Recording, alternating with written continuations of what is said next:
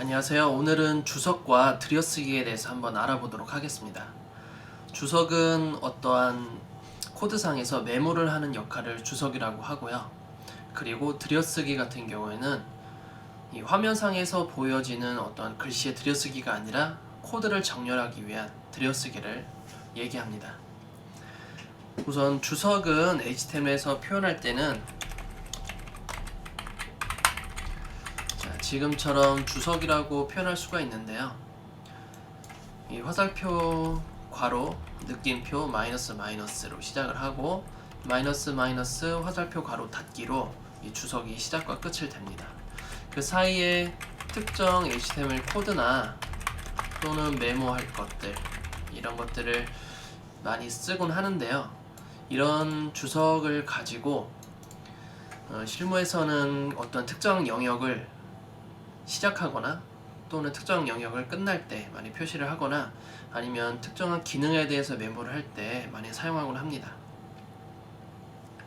또한 들여쓰기를 한번 얘기를 하면 들여쓰기 같은 경우에는 현재 지금 미리 제가 만들어 놓은 코드인데요.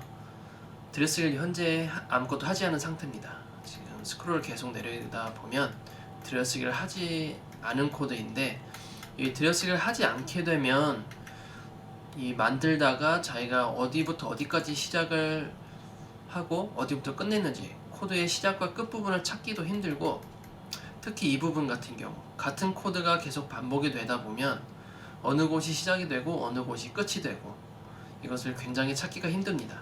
그래서 이 주석 처리는 어떠한 사용자나 이런 컴퓨터가 좀 이용하기 편리한 것이 아니라 직접 작업자들이 이 코딩을 하는 작업자들이 이 보기 편하고 그리고 바로바로 읽을 수 있게 그리고 포환 관계를 바로바로 이해할 수 있게 하는 것이 목표입니다. 그렇다면 주석 처리를 할 때 우선 어떻게 해야 되는지 한번 설명을 해보도록 하겠습니다. 이 툴의 모든 프로그램마다 다 같은 기능을 가지고 있고요. 키보드의 탭키를 누르시게 되면 들여쓰기가 되고 Shift 탭키를 누르시게 되면 내어쓰기가 됩니다. 탭은 좀 더 들어가는 거고 Shift 탭은 다시 원 상태로 들어오는 것이죠. 참고로 저는 드림위버를 사용하고 있는데 드림위버 CS6 이하에서는 내어쓰기가 안 되기 때문에 Shift 탭으로 쓸 수가 없고요. 원하는 부분을 라인을 트리플 클릭 총 3번을 연달아 클릭하시거나 또는 드래그 앤 드롭으로 해서 특정한 부분을 블록을 감싸서 탭키 또는 Shift 탭키를 하셔야지 제대로 작동이 됩니다. 자, 그렇다면 들여쓰기는 어떻게 정리를 해야 될까요? 이 들여쓰기에 대한 정리는 모든 퍼블리셔가 같은 규칙을 가지고 있지는 않습니다. 회사마다 규칙이 다를 수도 있고요. 그리고 회사의 규칙이 없더라도 개인 간에 별도의 들여쓰기 규칙들이 있습니다. 만약에 이 영상을 들으시면서 나는 별도의 특정한 들여쓰기 규칙이 없다 하시는 분들은 제 영상을 보시고 제가 권하는 이런 들여쓰기를 하시게 되면 나중에 좀 정리가 된 화면을 많이 보실 수 있으실 겁니다. 우선은 요소 하나하나에 대해서 제가 들여쓰기의 규칙을 알려드릴 텐데요. 우선 들여쓰기 규칙 중에 첫 번째로 테이블 요소에 대해서 한번 말씀을 드려보겠습니다. 테이블 요소 같은 경우에는 열고 닫힘의 구조가 굉장히 많은데 이 모든 걸 들여쓰기 하진 않습니다. 테이블에서 가장 중요한 부분을 들여쓰기를 하게 되는데요. 그 부분은 바로 실제 데이터를 보는 부분이죠. 실제 데이터가 들어가는 부분은 총 2가지 요소가 있죠. 제목을 나타내는 th 그리고 내용을 나타내는 td 부분입니다. 그러면 테이블을 코딩할 때는 우선 들여쓰기를 하나도 하지 않고 th 그리고 td 부분만 따로 들여쓰기를 하게 됩니다. 이 들여쓰기는 코딩하시면서 계속 탭을 눌러도 되지만 코딩을 다 하신 다음에 마우스를 클릭 들어가시면 이렇게 블록이 쌓이게 되는데 텍스트에 탭키를 누르시면 될 것 같습니다.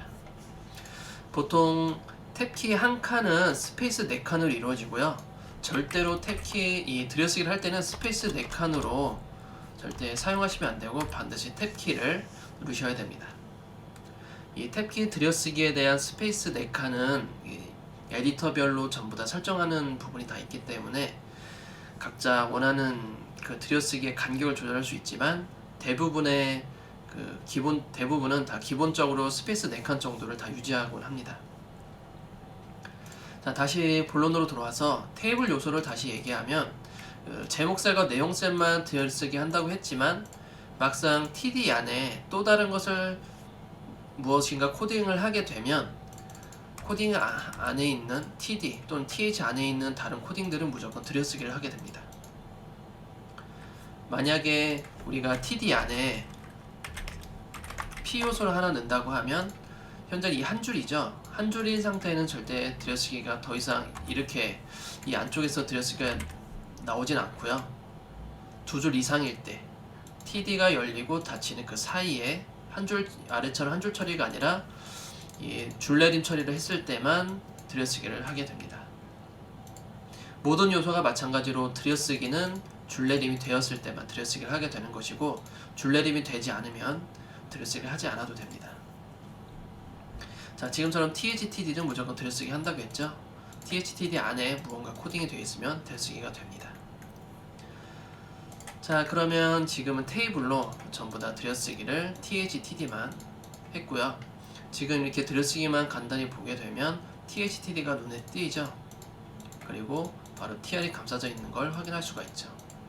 그 외에는 일반 구조적인 문제이기 때문에 특별히 들여쓰기를 하지 않아도 됩니다.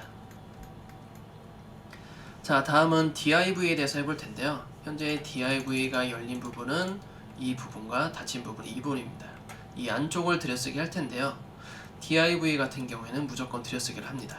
DIV 안에 있는 것들은 무조건 들여쓰기를 하게 되고요. 자, 다음에 A 요소 안에는 또 다른 인라인 요소들이 있죠. 이런 경우에도 무조건 다 들여쓰기를 하게 됩니다. 그리고 div 열려 있고요. 다시 div가 열려 있고 다시 닫혀 있죠. 이 사이에 다시 들여쓰기를 하게 되고요. 또다시 div와 div 사이에 또 다른 div가 있습니다. 만약 한 줄로 되어 있으면 들여쓰기 하지 않아도 되지만 이미 줄내림이 되었기 때문에 다시 한번 들여쓰기를 하게 됩니다. 자, 이렇게 되면 우리가 이 안에 있는 컨텐츠의 최종 부모, 즉 div를 바로 직관적으로 확인할 수가 있게 되죠. 이 중간에 들여쓰기 된 공백으로서 이 div, 제가 현재 선택한 이 div의 자식들의 관계를 바로 이해할 수가 있게 됩니다. 아까처럼 이렇게 들여쓰기를 하지 않게 되면 어디가 시작이고 어디가 끝인지, 어느 div가 누구의 div의 부모고 형제관계고 자식관계인지를 전혀 확인할 수가 없는 거죠. 특히 A 요소 같은 경우에는 열골 닫힘을 바로 확인하기가 힘들기 때문에 들여쓰기가 더욱더 필요한 예입니다. 다시 들여쓰기를 복구시켜서 보겠습니다. 자, 좀 더 보기가 편해졌죠? 자, 형제관계는 들여쓰기를 하지 않고 반드시 포함관계, 어떠한 특정한 요소의 자식이 있을 경우에 자식을 들여쓰기를 합니다. 자, UL-LI 같은 경우에 들여쓰기를 하지 않고요. OL-LI도 들여쓰기를 하지 않습니다. 하지만 LI 안에, OL-LI도 마찬가지로 OL-LI, 이 LI 안에 다른 코드가 있다면 그 코드는 들여쓰기를 꼭 해줍니다. OL-LI, LI가 열고 닫히고 그 사이에 코드가 있는 것이죠. LI 안에 코드가 특별히 있으면 바로 들여쓰기를 합니다. 자, 다음으로 정의역록을 의미하는 DLDT-DD가 있는데요. 따로 들여쓰기를 하지 않고요. 이것도 마찬가지로 DD 안에 또 다른 것들이 있으면 들여쓰기를 하게 됩니다. div가 있다던가 div 안에 있다면 반드시 다른 코딩이 있다면 들여쓰기를 반드시 해야 되는 것이죠. 지금처럼. 자, 다음에는 폼으로 가볼 텐데요.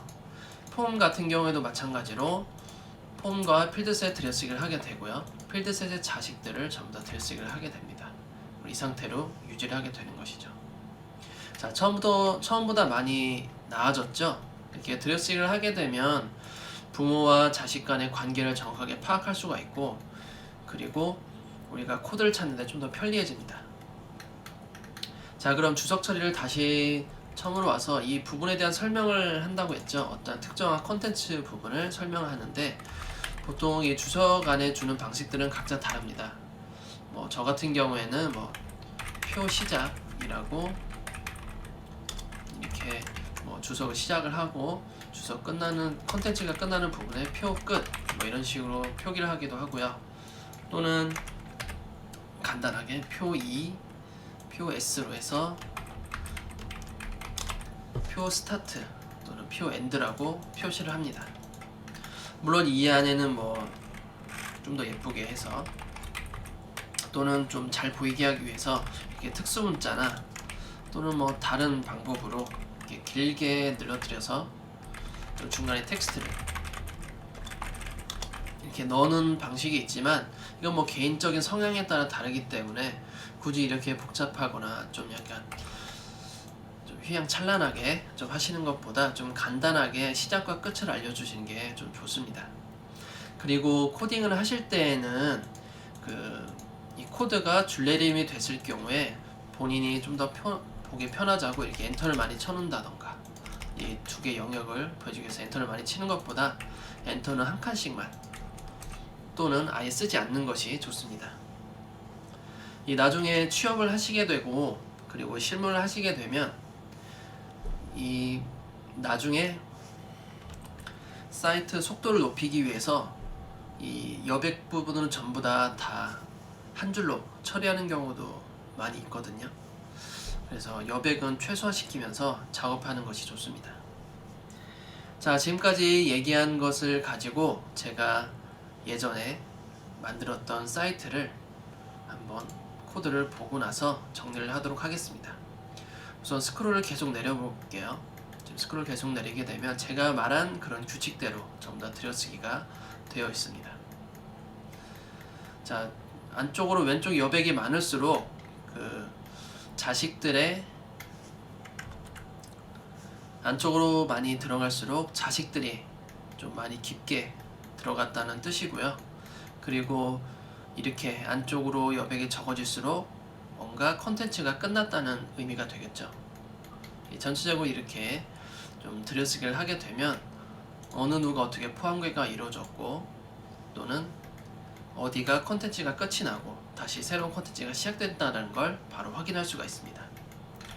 그리고 주석 처리를 다시 한번 보게 되면 이렇게 헤더 부분 시작과 그리고 헤더 부분 끝, 현재 위치를 알려주는 컨텐츠, 이렇게 컨텐츠의 단락을 따로따로 나눠서 푸터도 마찬가지로 따로따로 나눠서 이렇게 레이아웃 또는 좀 덩어리가 큰 컨텐츠들을 이렇게 주석 처리를 하게 되면 다른 팀, 즉 뭐 개발팀이라든지 이런 개발자분들이 HTML 코드를 보고 분석하지 않더라도 이렇게 주석만을 보더라도 바로 즉흥적으로 작업이 가능하고, 그리고 퍼블리셔 같은 경우에는 혼자 작업하는 경우도 있겠지만 이쪽으로 팀 작업을 하게 되면 이렇게 영역을 표시하거나 또는 이 들여쓰기를 좀 규칙을 정해서 해주면 서로 알기도 편하고 그리고 코드에 대한 분석도 시간도 많이 줄어들게 됩니다. 자, 오늘 이렇게 해서 들여쓰기와 주석에 대해서 한번 알아보았는데요. 이 들여쓰기가 처음에는 귀찮다고 많이 생각이 들겠지만 어차피 나중에 작업을 하다 보면 본인이 다시 수정을 해야 될 때도 있고 또는 다른 팀원 아니면 다른 인수하시는 분들이 보실 때 좀 깔끔한 화면을 더 보거나 아니면 팀워크에 좀 더 도움이 되니까